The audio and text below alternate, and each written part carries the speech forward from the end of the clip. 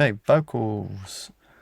Now with the vocals on this one, as I said before, I didn't listen to the original song before doing the remix, and I quite quickly realised that trying to build a song form version, so a remix that follows the same song form, was not really what I wanted to do. I wanted to keep it a bit more formless, kind of inspired by Chemical Brothers, I think, maybe in their use of sort of vocals, where they seem to have songs that you know and you can kind of join in the hooks, but they're not necessarily like full songs. I can't think of any right now. Anyway, so yeah, so I've picked up a couple of vocal motifs that I really liked, and they are just repeated. And then there's one verse section, which is the main verse section, which is what the remix is named after. So that's this. Yeah. Like a fire in your soul, burning everything down. Try to push you out, but I'm tangled up in my own worst fears and doubts. And that is just one part of the song, obviously, but for me it was like, cool, let's leave that hanging, and then I've got these parts which are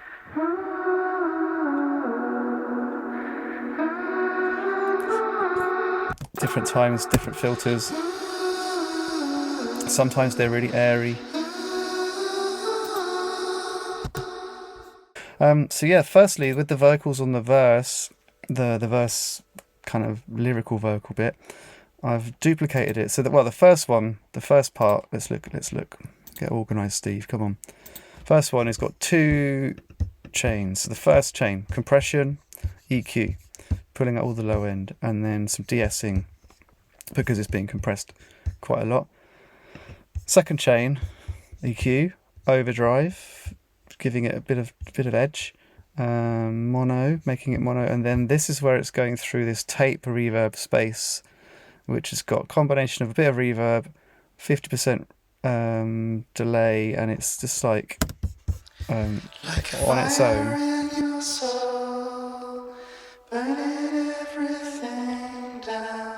It's like a really slow slapback delay, ping pong delay, and then the dry vocal. Like a fire in your soul. And now there's obviously it's a multi-tracked, double-tracked vocal. So the stem is wide. It's like one left, one right, with slight discrepancies in the performance, which is really nice. You get different S's at different times.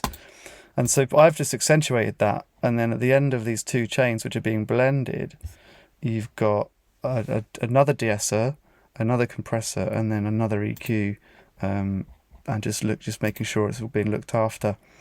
It sounds great. I mean, it's being sent to the Valhalla reverb as well. And then when you hear it in the track, like a fire in your soul, burning everything.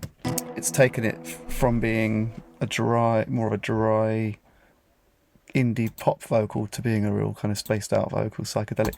Now I've duplicated it and I've got an octave down. I think I've bounced it. I think I've frozen that and bounced it out. This one here, which is the same again. That's the Sound Toys little altar boy, which has been used to pitch the track.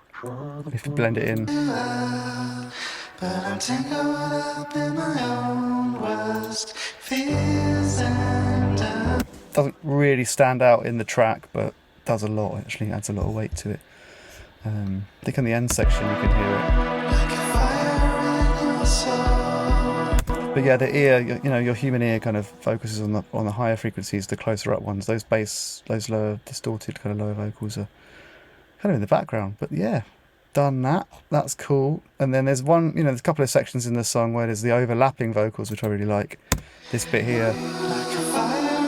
So you've got the high, and then this and the fire in your soul.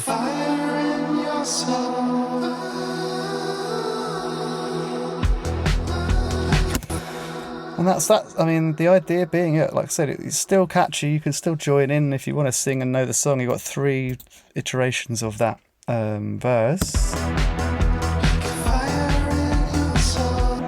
So it's still a song. But if you listen to the original, which I'm sure you will and you should, it's way more to the song. There's a lot more complexity and different sections.